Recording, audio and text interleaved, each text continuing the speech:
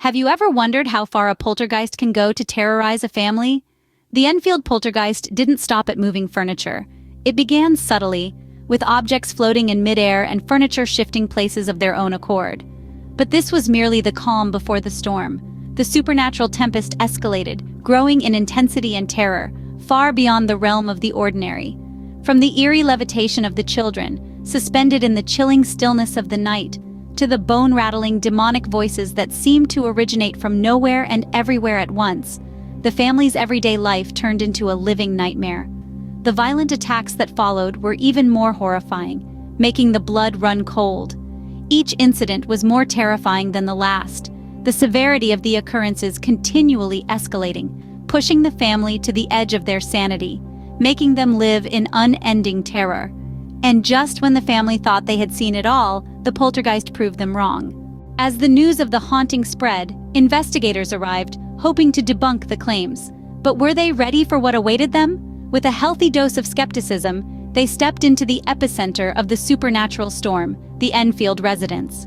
Initially, they dismissed the tales of terror as nothing but an elaborate hoax. But as the days turned into nights, their beliefs were shaken to the core. The investigators found themselves caught in a maelstrom of inexplicable occurrences. They bore witness to a young girl levitating, her body suspended in midair against all laws of physics. Objects would hurtle across rooms, propelled by unseen forces. Eeriest of all were the chilling voices that echoed through the house, whispers and growls that seemed to emanate from nowhere and everywhere at once. Despite the controversy and skepticism that dogged their findings, these investigators were left grappling with a reality that defied logic. But even as some called it a hoax, the investigators couldn't deny what they had witnessed. Despite all the investigations, the Enfield Poltergeist remains an enigma. But what if there's more to the story than meets the eye? Over the years, a multitude of theories have attempted to shed light on this chilling tale. Some skeptics postulate that the girls at the heart of the haunting may have fabricated the entire ordeal, turning mundane phenomena into a grand spectacle of terror.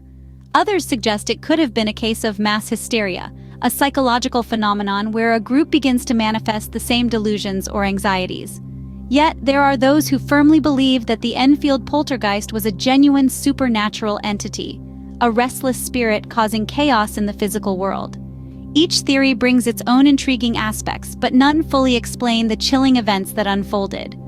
But if it was all a hoax, how do we explain the incidents that were witnessed by the investigators?